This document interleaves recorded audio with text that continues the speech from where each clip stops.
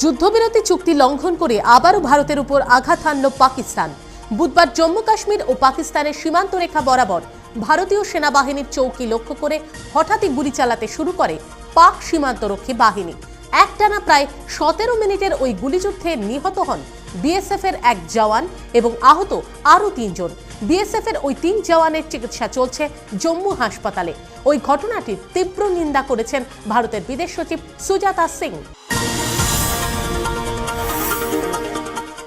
সদ্য সমাপ্ত অর্থবর্ষে ভারত জুড়ে বিপুল পরিমাণ কালো টাকার সন্ধান পেল কেন্দ্রীয় আয়কর দপ্তর। দপ্তর সূত্রে খবর, বিভিন্ন বাণিজ্যিক প্রতিষ্ঠান এবং আবাসনে সার্চ অপারেশন চালিয়ে উদ্ধার করা হয়েছে 10,791 লক্ষ কালো টাকা এবং সমীক্ষার ভিত্তিতে সন্ধান চালিয়ে আয়ের সঙ্গে সঙ্গতিহীন আরও 90,390 লক্ষ টাকার খোঁজ মিলেছে। প্রায় 1 লক্ষ কোটি টাকারও বেশি অর্থের সন্ধানের পর দেশের মোট 5,327 জনের বিরুদ্ধে বেআইনি টাকা রাখার জন্য ওয়ারেন্ট জারি করেছে আয়কর দপ্তর। সাংবাদিক বেদ প্রতাপ বৈদিকের বিরুদ্ধে রুজু হলো দেশদ্রোহিতার মামলা। পাকিস্তানে গিয়ে জঙ্গি সংগঠন লস্কর-ই-তৈবা প্রধান হাফিজ সঈদের সঙ্গে বৈঠক করায় বৈদিকের বিরুদ্ধে মধ্যপ্রদেশের ইন্দোরে এবং উত্তরপ্রদেশের বারাণসীতে এক স্বেচ্ছাসেবী সংগঠনের পক্ষ থেকে 124 ও 132 ধারায় দেশদ্রোহের মামলা করা হয়েছে। এদিকে বৈদিকের বিরুদ্ধে সোচ্চার হয়েছেন শিবসেনা প্রধান উদ্ধব ঠাকরেও। উদ্ধবের সাফ বক্তব্য, দেশের শত্রুর সঙ্গে মোলাকাত করে বিশ্বাসঘাতকতা করেছেন বৈদিক, ফলে ওই সাংবাদিকের শাস্তি হওয়াই উচিত।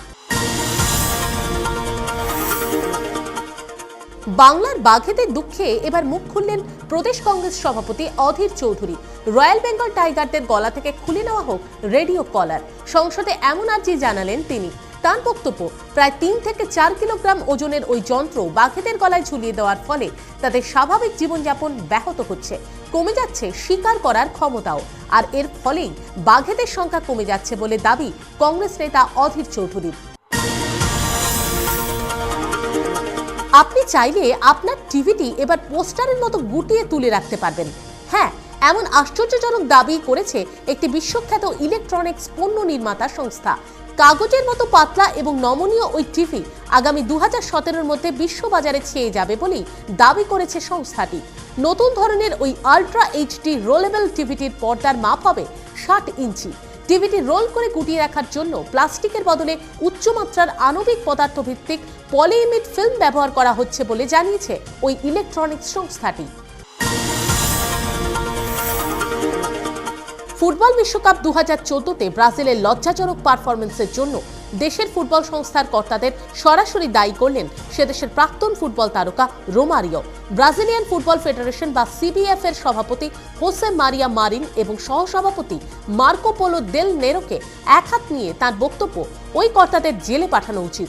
রোমারিও সাফ কথা, ব্রাজিল ফুটবল সংস্থার অপদার্থতার জন্যই ভালো ফুটবলারের উত্থান হচ্ছে না ব্রাজিলে।